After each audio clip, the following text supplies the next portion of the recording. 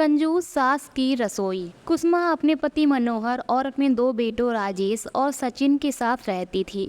राजेश और सचिन दोनों ही अच्छी जॉब करते थे और पूरा पैसा लाकर अपनी मां कुसुमा के हाथ में लाकर दे देते थे।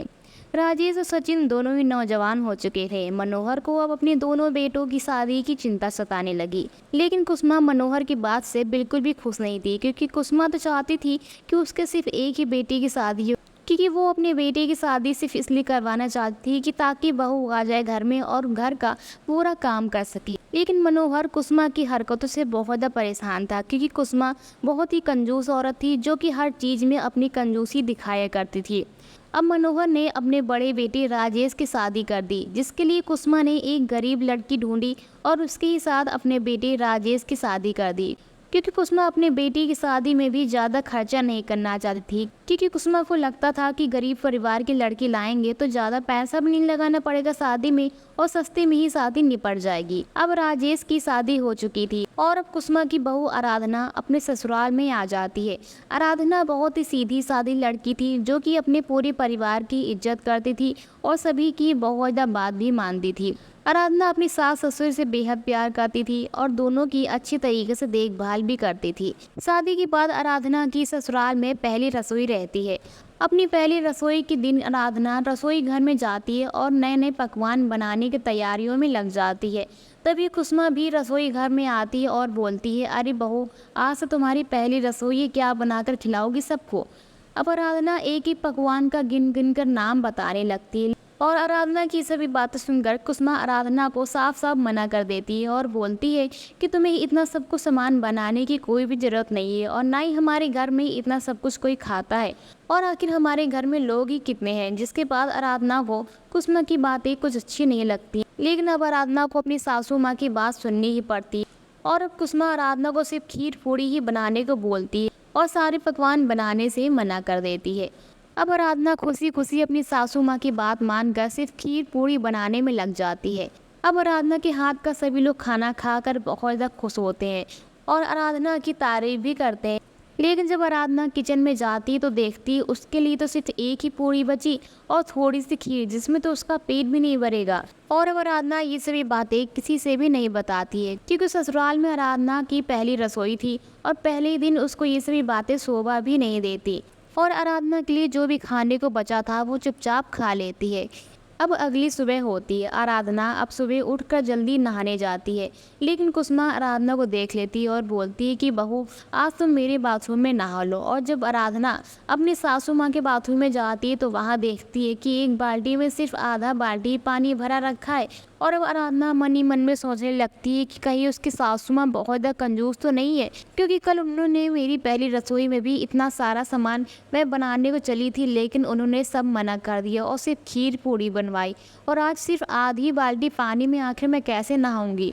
और आराधना को अपनी सासू माँ की हरकतें बिल्कुल भी पसंद नहीं आ रही थी, लेकिन आराधना अब चाह कर भी कुछ नहीं बोल सकती थी और आराधना को अब आधी बाल्टी पानी में ही नहाना पड़ता है। और आराधना अब ये सभी बातें किसी से भी नहीं बोलती, क्योंकि आराधना तो अपनी सासू माँ के खिलाफ कुछ बोल ही नहीं सकती थी।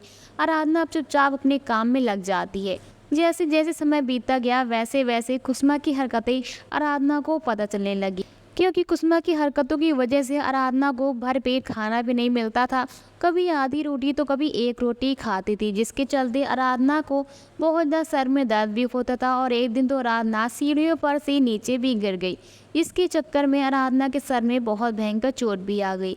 अब पूरा परिवार बहुत ज़्यादा परेशान हो जाता है और उतने दिन में ही आराधना की अच्छी तरीके से देखभाल भी की जाती है और लगभग एक हफ्ते बाद ही आराधना पूरी तरीके से ठीक हो गई थी। लेकिन कुसुमा की हरकतें तो बिल्कुल सुधरने वाली थी ही नहीं और आराधना के ठीक होते ही कुसुमा वही हरकतें अपनी फिर से शुरू कर देती और आराधना को आधा आधा पेट खाना खाना पड़ता था। जिसके बाद आराधना ये फैसला कर लेती है कि अब वो अपनी सासू माँ की इस हरकत को सुधार के रहेगी और उनकी इस कंजूसी को हमेशा के लिए ख़त्म कर देगी।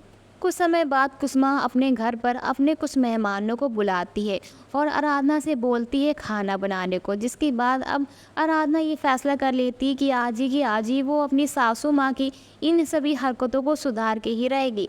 अब जब आराधना रसोई घर में जाती है तो सभी चीज़ें बिल्कुल थोड़ा थोड़ा ही बनाती है। और जब आराधना अपनी सासू माँ के मेहमानों के सामने खाना ला कर देती है, तब तो सासू माँ के होश उड़ जाते हैं, क्योंकि आराधना जो कि थाली बना कर लाती है उसमें सब चीज़ें बिल्कुल थोड़ी थोड़ी थी, जिसमें कि एक इंसान का अच्छे तरीके से पेट ही ना भर पाए। और ऐसा खाना खाने से तो अच्छा है वो खाना खाए ही ना।